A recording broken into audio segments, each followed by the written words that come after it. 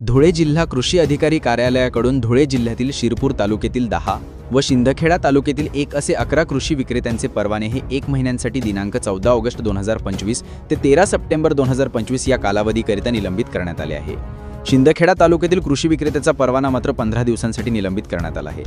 तालुक्यातील शेतकऱ्यांकडून आलेल्या विविध तक्रारींच्या आधारे घेण्यात आलेल्या सुनावणी दरम्यान सदरचे निर्णय घेण्यात आला आहे।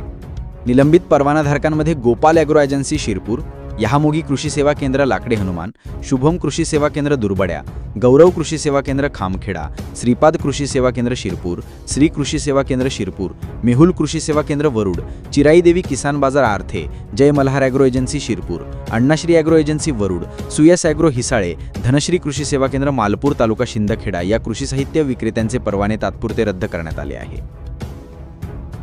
वरील सर्व कृषी सेवा चालकांकडून रासायनिक खते विक्री करताना प्रमाणपत्रांसह समाविष्ट नसणे, रासायनिक खत विक्रीचा मासिक अहवाल नोंदणी अधिकारी यांना वेळोवेळी सादर न करणे, तसेच ई-पॉस मधील साठा व साठा रजिस्टरमधील साठा व प्रत्यक्ष साठा यामध्ये तफावत आढळून येणे, तसेच युरिया खताचा साठा शिल्लक असताना साठा शिल्लक नाही असा बोर्ड लावणे व साठा भावफलक अद्यावत नसणे, तसेच तपासणी टिप्पणीस दिलेले उत्तर समाधानकारक नसणे या गंभीर त्रुटींमुळे सदर विक्रेता यांच्यावरही कारवाई करण्यात आली आहे। वरील कालावधीत कोणत्याही प्रकारे खतांची साठवणूक करणे, विक्री करणे यासाठी प्रतिबंध घालण्यात आला आहे।